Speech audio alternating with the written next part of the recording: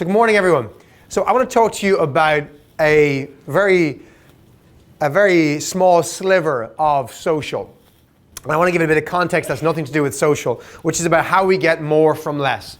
So myself and my co-founder Vincent started our business about 6-7 years ago, and we never received investment. We're now 60 odd people. We double every year, and we've largely scaled that export market online through digital.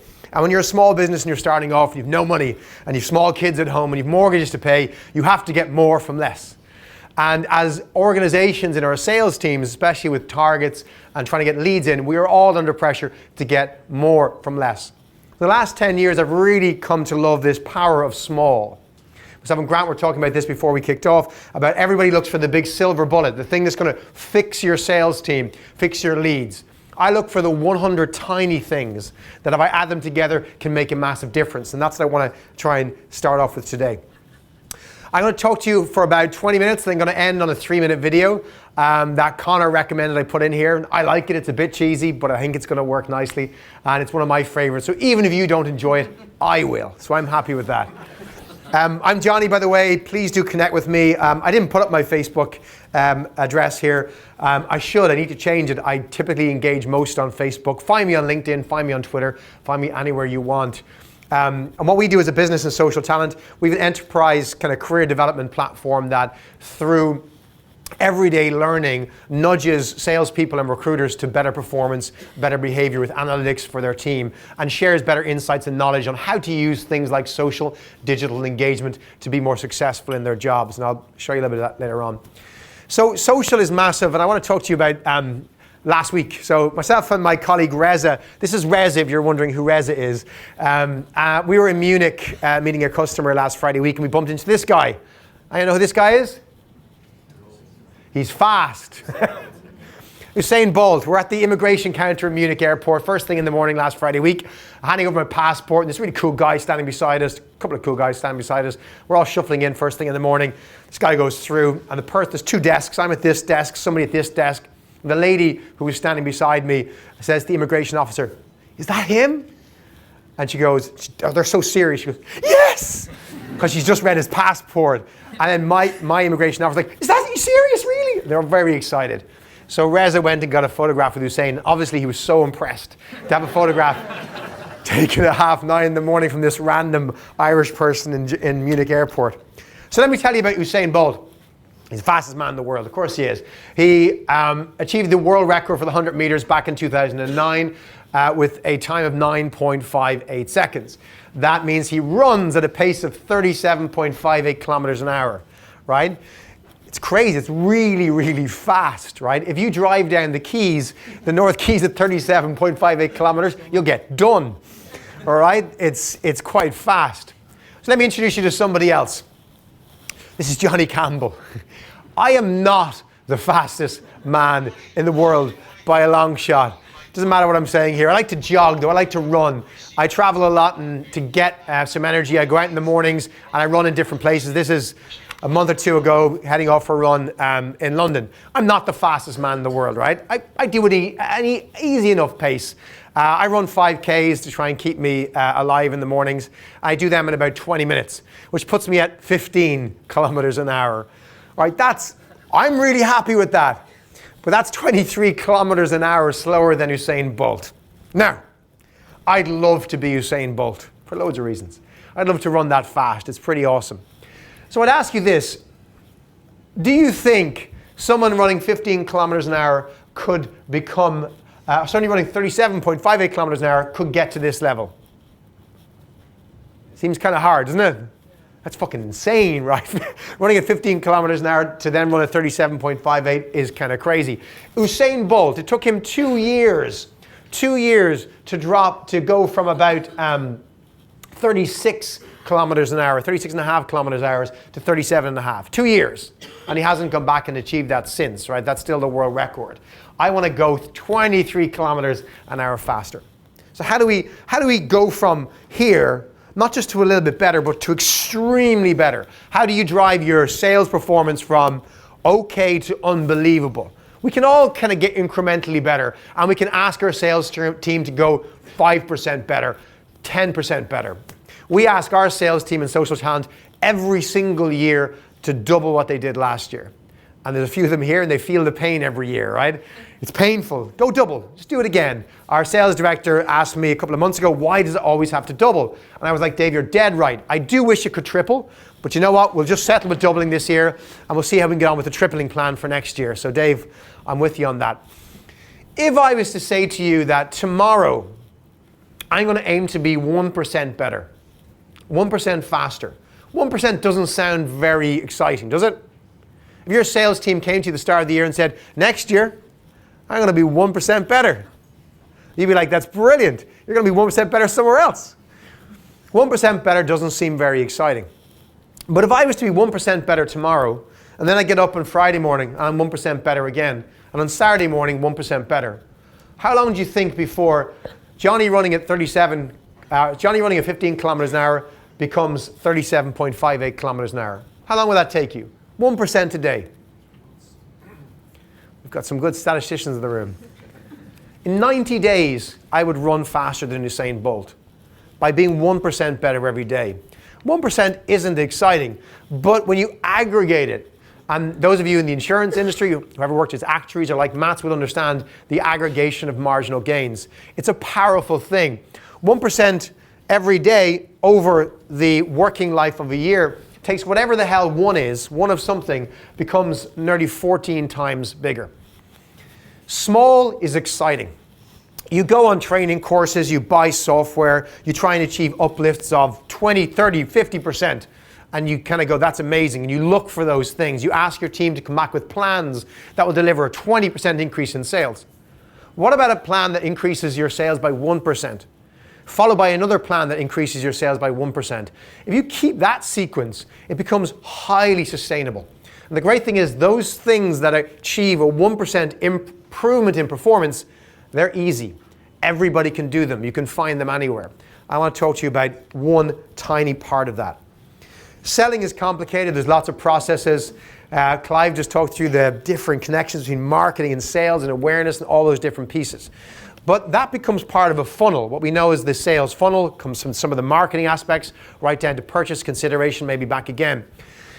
In each of those steps, you have the opportunity to improve. I want to talk about one small but a very important step, and that is the step where you engage with a potential customer. So there are loads of things that happen before this, and there's loads that happens after this. I want to just take, in the next 15 minutes, this small sliver and talk to you about marginal gains when you engage with a potential prospect. So first of all, when you engage, as salespeople, those of you who run sales teams and been salespeople at the front line, you know that you're not getting a response the first time you reach out to somebody cold, don't you? It just never happens. If it happens, you're like, Jesus, my lucky day. What did I do right today? Is like someone actually answer the phone? Somebody replied to my email or in-mail or tweet the first time? This just never happens.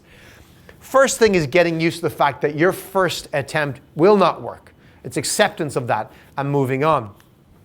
There's loads of ways, though, you can improve the likelihood, statistical likelihood of getting a response from somebody or from people over time. Here's some of the ways you can do it. The timing. So when you choose to engage with somebody, we instinctively know this probably makes a difference.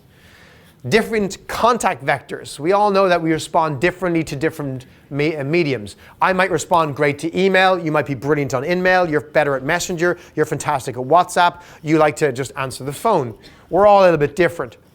The words we choose in our subject lines, in the message, in the opening line, the closing line, they make a difference. Whether we've used a call to action, the quality of that call to action, and we can employ different software tracking tools to try and help us. There are things that can make you better, that give you a statistical edge every time. So LinkedIn will tell us when you reach out to somebody, and LinkedIn is the most used professional medium on social for engaging, promoting, and so on and so forth right now. They released data last September that told you lots of different things. By sending an individual in-mail versus a bulk in-mail, you get a 30% better response. By keeping in-mails brief, fewer than 200 words, they suggested, you get a 27% uplift. By personalizing an in-mail rather than using a template, you get a 15% uplift. By keeping your subject line under 3 words, you get a 14% uplift. And they said this was a study on LinkedIn over 6 months, and they didn't give you any more information on that. I was like, this all feels right, and it is right. It's good data. But I want to dig a little bit under the hood of that data. So I want to start by talking to you about one of those aspects, which is timing. So if I wanted to send an in-mail or an email to somebody, okay, so let's say I have 100 people I want to reach out to. And I'm not going to change the wording or the subject. I'm going to keep it the exact same. Do you think, first of all, that the time of day I send that will impact my response rate? Yeah, it's probably going to do it. What is the best time, roughly, of day that's going to be statistically better to get more responses? First time, second time, doesn't really matter. First thing in the morning. First thing in the morning. Anyone else think it's different to that? 3 p.m. Wednesday lunchtime. We could go through 7 days of the week and 24 hours of the clock, and we could get all the options. Right, let me just give you a hint. It is more the morning time, but specifically, morning is a very general thing. Morning varies. What do you mean by morning? What hour of the day is best? So what is the best hour of the day? 8 to 9. 8 a.m. to 9 a.m. 8 or 9, which one? 8. It is not 8 o'clock. It is not 9 o'clock. Statistically, to get a better response rate from your in-mails, your emails, your digital communication, the best time of day, single best time of day, is 6 a.m. The second best time of day is 8 p.m. Somebody said 3 p.m. 3 p.m. is the second worst time of day to send a digital communication. Unless you're trying to reach somebody who just starts their working day at 3 p.m. That might be different, who works night shifts, etc. So the data here comes from analysis of several million emails tracked through a piece of software called Yesware, and they published this a couple of years ago on their blog. And they saw that most people do send the messages 1, 2, 3 p.m. That's when you get the highest volume of digital communication. But they found that the response rate was highest here. There's a couple of reasons for this. First of all, 6 a.m. What were most of you doing at 6 a.m. this morning? Getting up. Right. What woke you up? Hands up if you use your phone as your alarm. Right. So you press snooze a couple of times. We all press snooze a couple of times, right? Sometimes you're set for a morning like this, we got a breakfast briefing, 4 alarms, right? And they all go off and you snooze them all. So after you've done that a few times, you get up. What's the first thing you do? Check your phone. Check your phone. What are you checking on your phone? Social media. Your Twitter, your Facebook, what else? Your LinkedIn. Anything with a red bubble, yeah? Red bubble, have to check it. Cannot get out of bed, cannot brush my teeth without red bubble being cleared. Got to do it. Contrast that with 3 p.m. What are you thinking about at 3 o'clock of an afternoon? Sleep. Going home. Probably if you're like most people, all the things you just didn't get done today that you now only have 2-3 hours left to do before you go to the gym, pick up the kids, go to that match, do whatever it is you need to do after work. We are doing different things and thinking differently. 6 a.m. is universally the time that nearly everybody in the world checks their phone and spends a little bit of time reading the messages all at once. 3 o'clock is when we're doing everything else we should be doing. 8 p.m. is interesting because most of us, I think, are sitting down after dinner before we watch the latest episode of Billions or the latest episode of The Walking Dead or whatever it is you watch. What are you going to do quickly? Quick checking the emails and the iPad. Where are we at? Red bubbles need to be cleared again. Now I'll sit down and do what I need to do. So it's another great time. This can give you a statistical edge. These are the hours of the working day where most people send emails. And these are the hours of the day where people actually reply to your emails. Or they don't necessarily reply in those times, but if you have sent them in those times, that's local time zone, your statistical odds of getting a reply go way up. Marginal gains, small wins over hundreds of approaches gives you an edge over everybody else. Gives you that extra 10, 15, 20% of responses you're not getting elsewhere. How do you do this? You can get a 25% improvement by switching from 3 o'clock to either 6 a.m. or 8 p.m. So you can do this by, in your emails, automate your timing. Outlook and Gmail both support the ability to schedule your mails, so you don't have to be there. In-mails don't support this, unfortunately, yet. It's not a feature in LinkedIn, but it's something that I think they're working on. But you can be smart about how you schedule these approaches. What do you say in this message? So what you say in your message is obviously going to be important, but not enough of us give time around that. One thing that a rule of thumb you can use is the simplicity of the language. Some people think that using big words is impressive. Those of you who maybe do technical sales, you live in a world of big words and acronyms. The research suggests that emails that are simple and easy to read, and this is in the American terms what's called a third grade level. So this is like 7 or 8 year olds. If you write your messaging, all messaging, at the reading age of a 7 or 8-year-old, your chances of a response go way up. A 7 or 8-year-old. Donald Trump used this to great effect in his speeches running for election.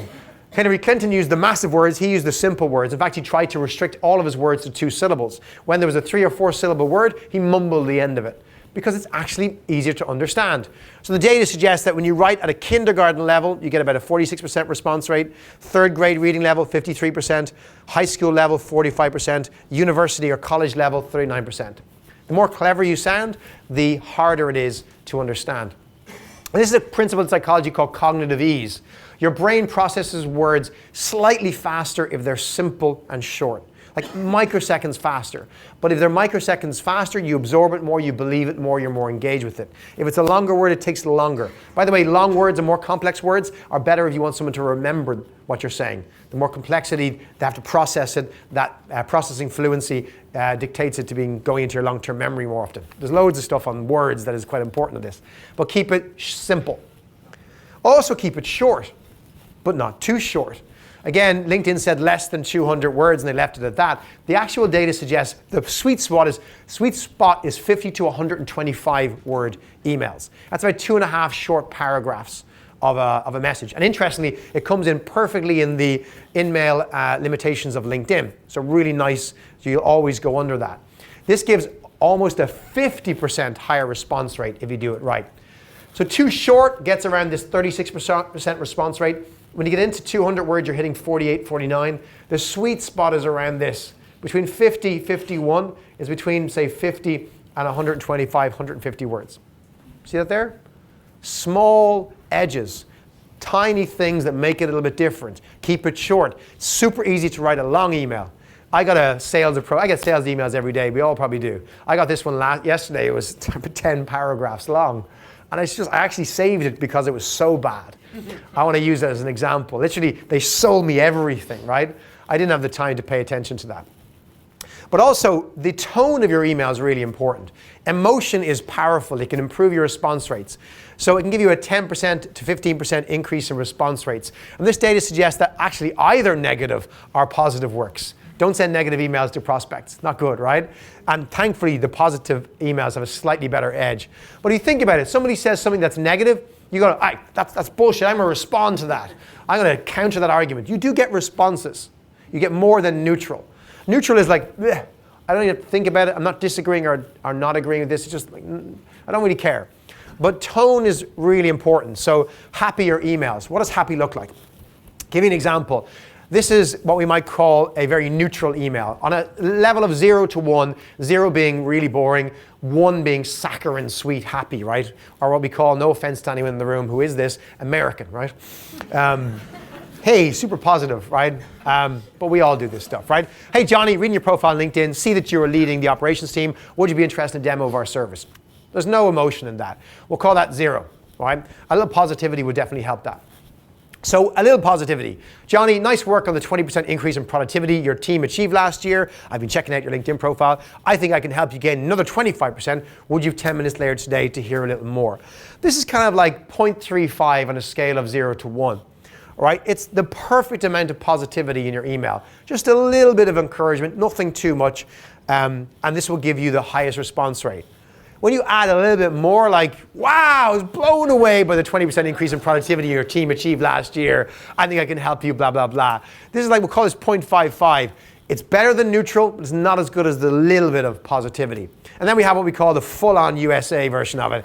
Wow, I cannot believe you increased your team's productivity by 20% last year. You're the man. I think I can help you. This is like too much, right? Over 0.9 is bad. Now, I use this example here. This was, I found this in a blog, and it was a sales email sent to somebody. And it's just, it's beautiful. There's no link to it. The slide deck is available from the Institute afterwards. You want to have a look at it, right? It's so personal. They talk about, they take things from the person's website. They put some data into it. I'll give you the text version so it's easier to read, right?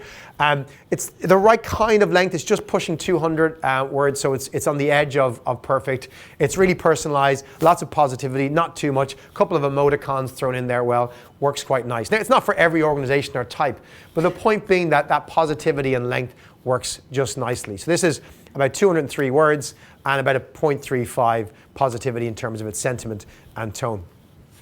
And then it's closing your email. So, having a general good structure is really good, but I always talk about this when you basically in-mail or email somebody. How do you start or end a conversation? So I challenge you to look at the last in-mail or email you sent to a prospect and glance at it for 5 seconds, because 5 seconds is the max any prospect's going to look at it. 5 seconds is a lot of time to look at this. And ask yourself, is it super clear what you want the prospect to do next? Is it super clear? In a 5-second glance, do you know exactly does that person know what they need to do? What have you asked them to do next? And the key is, what have you asked them? Have you actually put in a clear question? For those of you who've ever had a WhatsApp or text conversation with somebody and you want to shut it down, the best way to shut it down? No, don't ask new questions. Those of you on the receiving end, you're trying to romance somebody or keep something going or be the fun person, you keep asking new questions to try and get them to keep engaging. But when you want to shut it down, just respond and no new questions. That's how you shut down a conversation. The amount of salespeople who send messages to prospects without questions, you are shutting down the conversation before it starts. Every email where you want to continue the conversation should have a call to action. A question. And the data suggests that no questions gives you the lowest possible response rate. Too many questions confuses the recipient. It's a concept called the paradox of choice. But between 1 and 3 gives you the highest response rate, a 50% lift. So I'd always recommend this. You want someone to agree to a call, an appointment, whatever it might be. So you have a CTA, one single question, which is very time specific and quick, and someone can quickly agree to. So asking one question is best. What is the question you ask? Don't ask them a question that's going to be complicated for them to think about. So this is, again, about brain fluency, about thinking. You say to somebody, when are you free to talk? They have to think about it, go to their calendar, find a slot. They go past 3 days and go, I give up. I'm just not going to respond to this person, right? Make it super easy. Make it binary. Are you available at 2:30 tomorrow, or would to take a call to discuss? That's like, I am or I amn't available. Or it could be available tonight at 6 or tomorrow at 10 to take a call. Would you prefer if I called you, or would I prefer if we do a follow-up by email? Make it super binary. It's like, I have 2 choices, which one will I go for? And you don't care which one. They both work for you. Don't make it binary that one of the answers isn't a good one for you. Do you want to talk to me? No. Shit, okay, where do I go with this? Assume, just go. Do you want to talk now, or do you want to talk later? That's like, I don't really care which one of those I go for. And if they don't want to talk to you, they'll tell you. So that's okay.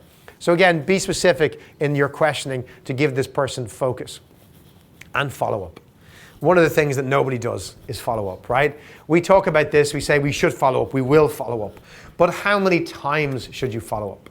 So on average, 44% of salespeople just make one follow-up. All right? I sent the message. And did they come back to you? No. Well, they're never going to come back to you. We know that. So did you follow up? Yes, I did. How many times? Well, I followed up. I followed up again. Well, yeah, but how many times? I followed up once. Once is never going to be enough either. But that's what nearly half of us do in sales. So what does the data suggest? The data suggests that actually it takes 8 follow-ups, not to close the deal, to get the appointment, to get the conversation going. 8 times you have to follow up with somebody. 8 might seem like it's really annoying. I go to somebody and I say, hey, how you doing? Have you got 2 seconds?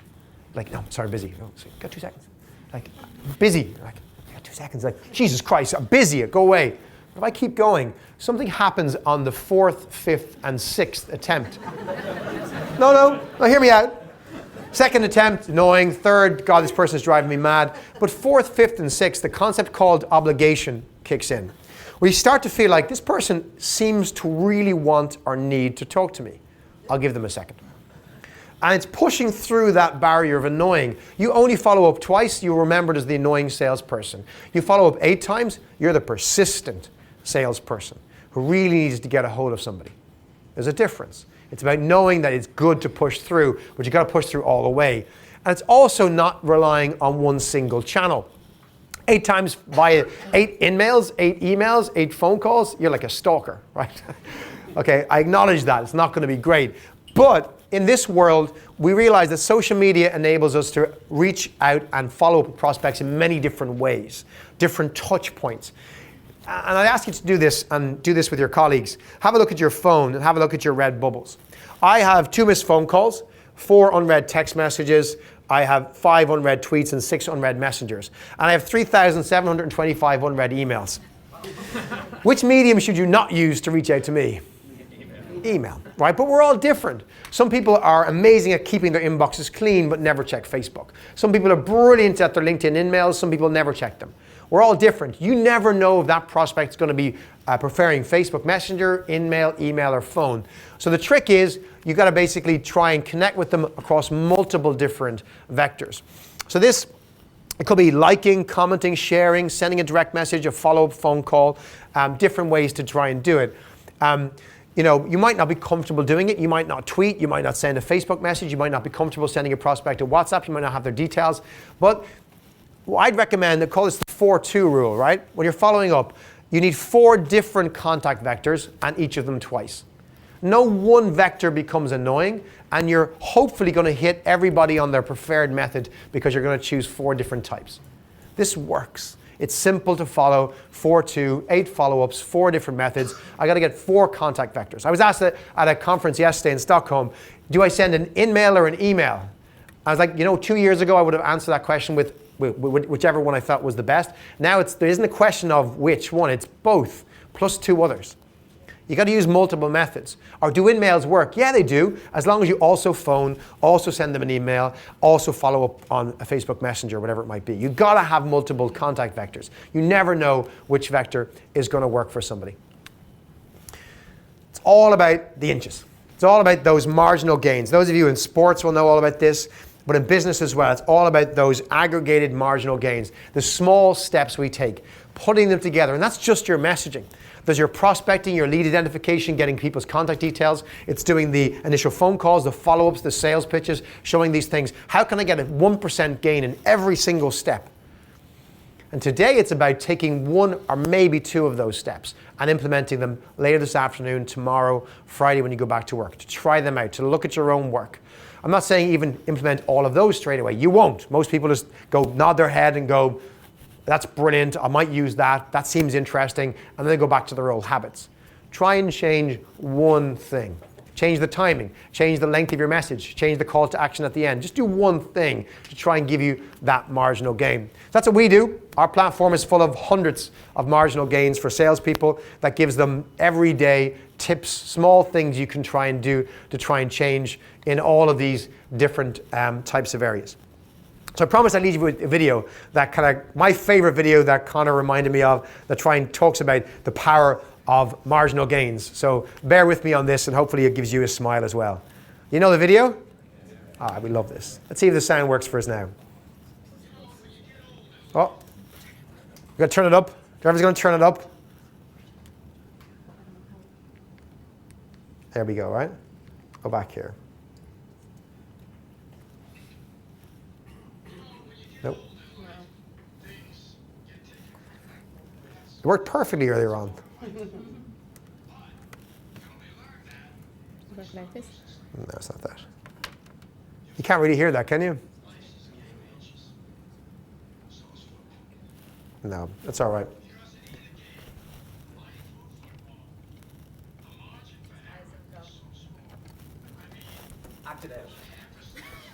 Well, I'll do my Al Pacino bit, ole?